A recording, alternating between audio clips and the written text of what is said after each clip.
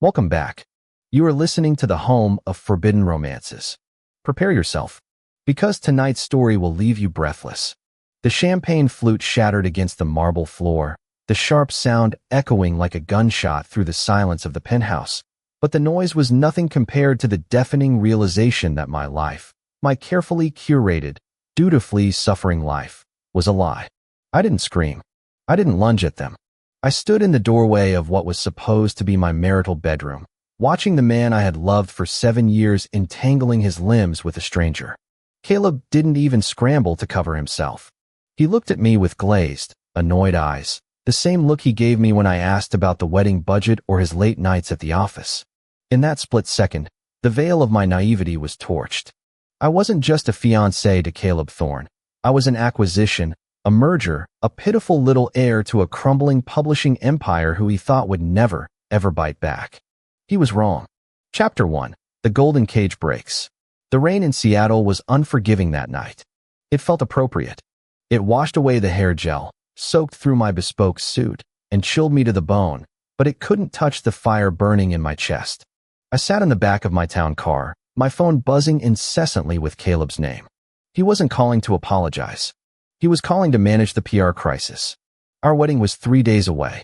The merger between Thorne Industries and my family's legacy, Vane Publishing, was contingent on those vows. If I walked away, my parents would lose everything. Caleb knew that. He was banking on my cowardice. He was banking on the fact that Julian Vane was soft, pliable, and desperate. "Where to, Mr. Vane?" the driver asked, eyeing me in the rearview mirror with concern. I looked at the rain streaking the glass. The city lights blurred into streaks of gold and red. I had 2 choices: go home and accept my fate as a doormat, or do something so reckless it would burn the city down. "Kincaid Tower," I whispered. The driver hesitated. "Sir? That's the competition." "I know," I said, my voice hardening. "Take me to Silas Kincaid." Silas Kincaid. The name alone was enough to make boardrooms go silent. They called him the Obsidian King. He was ruthless, cold, and Caleb's sworn enemy. Their rivalry wasn't just business. It was blood deep, stemming from a feud between their grandfathers.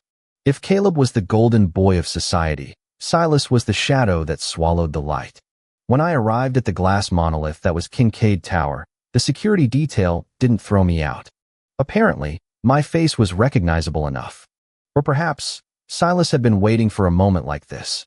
The elevator ride to the top floor took an eternity. My heart hammered against my ribs like a trapped bird. What was I doing? I was about to offer myself to the devil to spite a demon. The doors slid open to a sprawling office that looked more like a fortress. The walls were lined with dark mahogany and floor-to-ceiling windows overlooking the city Caleb thought he owned. And there, behind a desk that cost more than my apartment, sat Silas Kincaid. He didn't look up immediately. He was signing a document. The scratch of his fountain pen the only sound in the room. He was more striking in person than in the tabloids. Sharp jawline, hair black as ink, and eyes that were a terrifying shade of steel gray. Julian Vane. His voice was a deep baritone, vibrating through the air. He finally looked up, capping his pen with a precise click. "To what do I owe the pleasure? Did you get lost on the way to your rehearsal dinner?" I walked forward, refusing to let my legs tremble. "I'm not lost. I'm exactly where I need to be." Silas leaned back, steepled his fingers, and studied me like a predator assessing a wounded gazelle. "You're soaking wet, you're trembling, and you smell like heartbreak. If you're here for a job, I don't hire charity cases." "I don't want a job," I said, stopping in front of his desk. "I want revenge." Silas's eyebrows twitched. A flicker of interest. "Go on. Caleb is cheating on me. He has been for months. He thinks I'm trapped because Vane Publishing needs his capital to survive. He thinks he owns me. And he does," Silas pointed out brutally. "Your father signed the preliminary contracts. If you back out, the penalty clauses will bankrupt your family by morning." "I know," I said. "That's why I'm not just backing out. I'm switching sides." I placed my hands on his desk, leaning in. "The contract has a loophole. Clause 4, Section B. The merger is void if the Vane heir marries into a competing entity prior to the date of execution. If that happens, the penalty is nullified due to conflict of interest laws." Silas went still. His eyes narrowed, calculating. He knew the law better than anyone. He knew I was right. You want me to buy your company, Silas surmised. No, I corrected him. I want you to marry me. The silence that followed was heavy, suffocating. Silas stared at me, his gaze dissecting my soul. He stood up slowly, towering over me. He walked around the desk, the sound of his dress shoes on the hardwood deliberate and slow. He stopped inches from me. I could smell him, sandalwood, rain, and expensive scotch. You are offering yourself to me, Silas murmured, his voice dropping an octave, to hurt him. I am offering you the one thing Caleb wants more than money, I replied, holding his gaze. His pride. Imagine his face when he sees me at the altar. With you. Silas reached out, his hand large and warm, and tilted my chin up.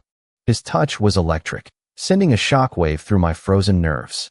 You are a dangerous little thing, aren't you, Julian? All soft eyes and sharp claws. Do we have a deal? I asked, my breath hitching. Silas smirked, a cruel, beautiful expression. Marrying you gives me Vane Publishing's IP. It gives me a foothold in the European market your grandmother secured. And, most importantly, it destroys Caleb Thorne. He brushed his thumb over my lower lip. But be warned, Julian. I am not Caleb. I don't share. If you wear my ring, you belong to me. Entirely. There is no divorce in my world. I didn't hesitate. Good. Chapter 2, The Red Wedding.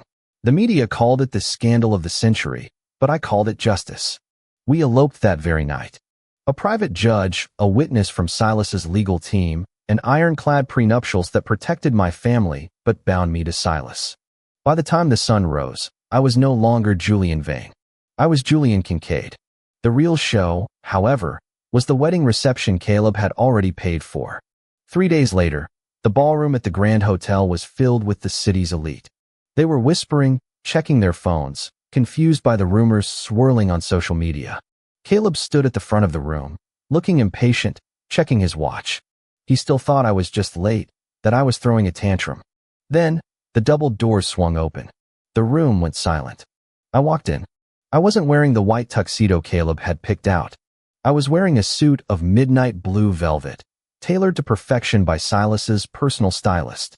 And on my arm was not my father, but Silas Kincaid. The gasp that tore through the room was audible. We walked down the aisle together, a united front of power and defiance. I saw Caleb's face drain of color. He looked from me to Silas, his arrogance shattering into a million pieces of confusion and rage. What is this? Caleb snarled, stepping forward as we reached the center of the room. Julian, get away from him. Stop this drama. Silas stepped in front of me, a human shield of broad shoulders and menace. Careful, Thorne. You're speaking to my husband. The word hung in the air. Husband. Caleb laughed, a nervous, high-pitched sound. Husband? You're joking. Julian is my fiancé. The contracts are void, Silas interrupted, his voice calm and deadly. As of 2 days ago, Vane Publishing is a subsidiary of Kincaid Global. And Julian? Well, Julian is mine. Silas lifted my left hand.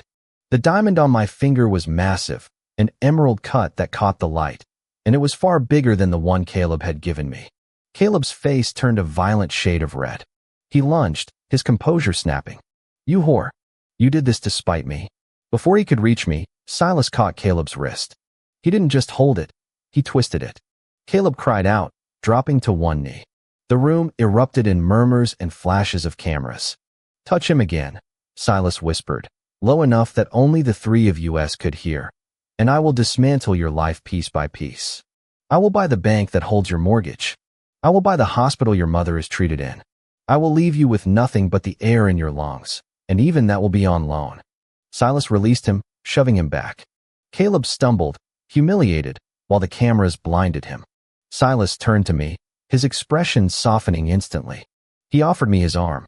Shall we go, my love? The air in here is stale. I took his arm, my heart soaring. For the first time in years, I didn't feel like a victim. I felt like a king. Chapter 3, The Cold Bed. The victory was sweet, but the reality of my choice set in the moment the heavy oak doors of Silas's mansion closed behind us. The adrenaline faded, leaving me exhausted and wary. I was married to a stranger. A dangerous stranger. Silas loosened his tie, tossing his jacket onto a leather armchair. The mansion was beautiful but stark, modern art, gray tones, cold marble. It lacked warmth. It lacked life. The guest wing is in the east corridor, Silas said, pouring himself a drink. He didn't look at me. You'll have your own staff. Your own schedule. I expect you to attend functions with me. But other than that, your time is your own. I stood there, feeling foolish. The guest wing. Silas turned, glass in hand. Did you expect me to drag you to my bed, Julian? To consummate this transaction? I flushed. I didn't know what to expect. You said I belonged to you. You do, Silas said, walking closer. The intensity in his eyes returned. But I'm not a monster, despite what the tabloids say. You've been with a boy who didn't know how to value you. You're wounded. I don't touch broken things unless I intend to fix them. And fixing takes time. He took a sip of his drink, his gaze lingering on my lips. Go to sleep, Julian. We have a board meeting in the morning. You're taking your father's seat. I watched him walk away, confusion warring with relief. He was giving me space. He was respecting me. It was more intimacy than Caleb had shown me in 3 years. Chapter 4, The Slow Burn. The weeks that followed were a blur of corporate warfare and quiet domesticity. Silas was true to his word. He taught me how to navigate the shark tank of the boardroom. He didn't hide me away, he pushed me forward. When executives tried to talk over me, Silas would simply tap his pen on the table, and the room would go silent, forcing them to listen to me. He was empowering me. But at home, the distance remained. We ate dinner together, discussed politics, art, and literature. I learned that he played the piano when he couldn't sleep. I learned that he hated sweets, but loved dark coffee. I learned that behind the Obsidian King persona was a man who was deeply lonely. I found myself watching him. The way his shirts stretched over his shoulders. The way his brow furrowed when he read a contract. The way he would instinctively place a hand on the small of my back when we were in public, a protective weight that grounded me. One evening, 3 months into our marriage, I found him in the library. He was asleep in his armchair, a book resting on his chest. He looked younger like this, the harsh lines of his face smoothed out. I walked over, intending to wake him, but stopped. I reached out, my fingers hovering over his cheek. Careful, his voice rumbled. His eyes were still closed. If you touch me, I might not let you go this time. I pulled my hand back, startled. I thought you were asleep. Silas opened his eyes. They weren't cold anymore. They were burning. I'm never asleep when you're in the room, Julian. Your presence. It's loud. He sat up, the book sliding to the floor. Caleb is making a move, he said abruptly. He's trying to leverage a hostile takeover of your family's printing division. He's using old blackmail material on your father. My blood ran cold. What material? Gambling debts. Evidence of embezzlement from 10 years ago. Silas stood up. Caleb thinks he can force you to annul our marriage to save your father from prison. I felt sick. He would go that far. He's desperate. Thorn Industries is tanking without your family's assets. He needs you back. Silas walked around the chair, closing the distance between us. He called me today. He offered to bury the evidence if I hand you over. I looked up at him, terror gripping my heart. And, what did you say? Silas laughed, a dark, dry sound. I told him to check his email. Why? Because while he was busy digging up dirt on your father, I bought the debt collectors he owes. I own the debt now, Julian. Your father is safe. Caleb has nothing. I stared at him, stunned. He had saved my family. Again. Not for profit, but to protect me. Why? I whispered, tears pricking my eyes. Why go to such lengths? You have the company. You have what you wanted. Silas reached out, his hand cupping my cheek. His thumb brushed away a tear that had escaped. Do I? He stepped closer, his body heat radiating against mine. Do you think I married you for a printing press, Julian? Do you think I started a war with the Thorn family for market share? Then why? Because I've wanted you since the first time I saw you at the opera gala 5 years ago, Silas confessed, his voice rough with suppressed emotion. You were wearing a silver suit. You looked like moonlight. And then I saw Caleb put his hand on you, possessing you, ignoring you. And I hated him. Not for business, but because he had the only thing in the world I couldn't buy. My breath hitched. You wanted me. I have been waiting, Silas murmured, leaning his forehead against mine. Waiting for you to see him for what he was. Waiting for you to come to me. I'm here now, I breathed. Are you? Silas pulled back slightly to look into my eyes. Are you here because you need a shield, or are you here because you want the man holding it? I didn't need to think. The gratitude, the admiration, the safety, it had all twisted into something fiery and deep weeks ago. I grabbed the lapels of his shirt and pulled him down. I don't need a shield anymore, Silas, I said. I want my husband. Silas didn't wait. He crashed his lips against mine, kissing me with a hunger that had been starved for years.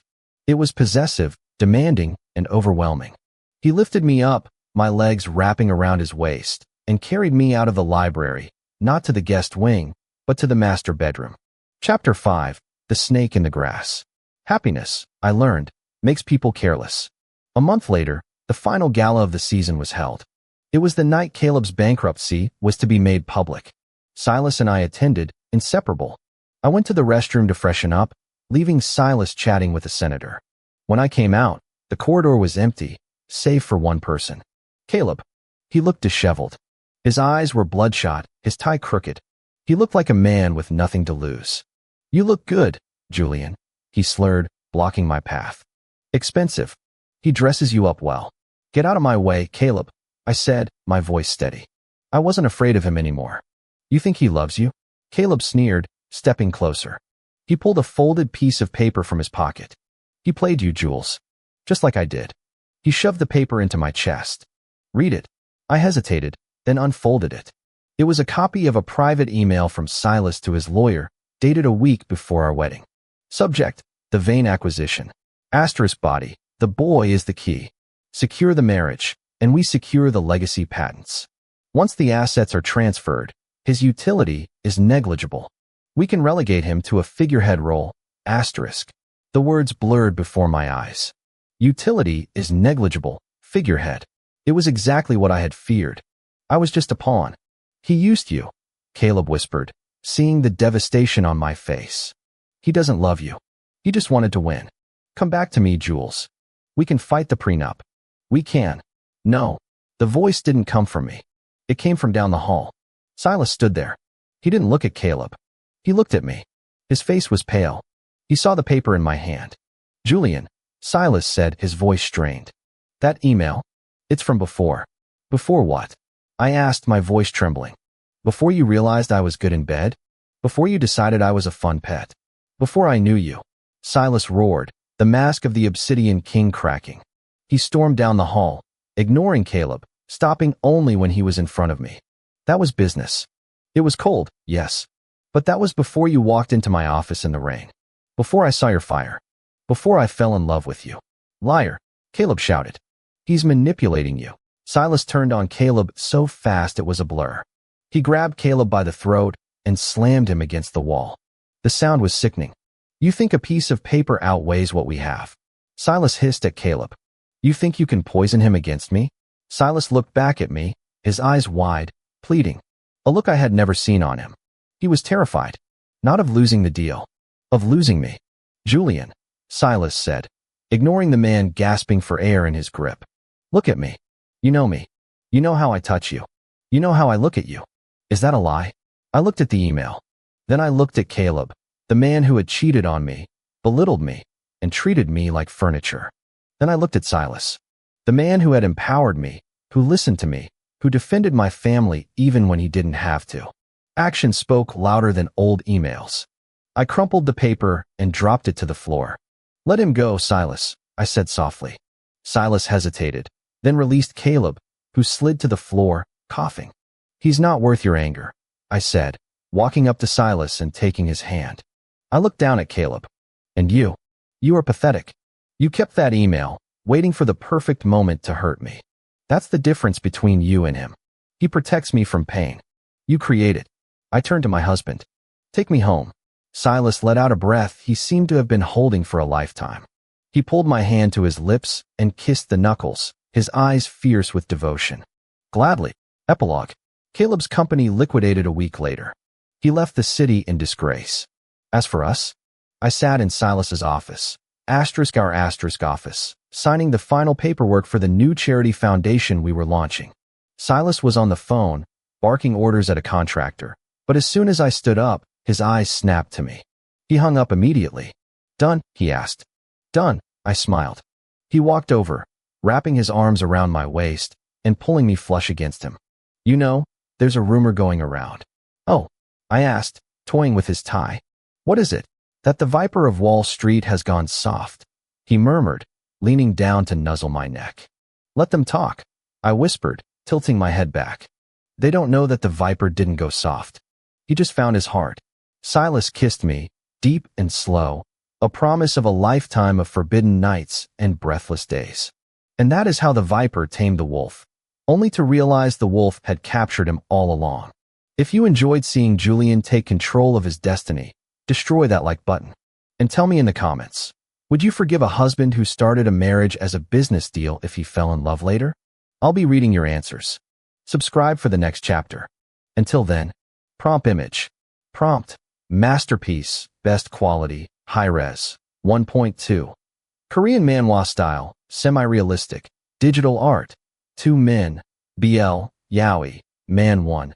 Silas, tall, broad shoulders, wearing sharp midnight blue tuxedo, slicked back black hair, piercing gray eyes, protective arm around waist of man 2, possessive expression, man 2. Julian, slightly shorter, slender but regal, wearing white velvet suit with silver embroidery, soft brown hair, defiant expression looking at viewer, wearing large diamond ring. Background is a grand luxury ballroom with chandeliers, blurred crowd in shock, golden lighting, cinematic composition, focus on the couple, dramatic atmosphere, intricate clothing details.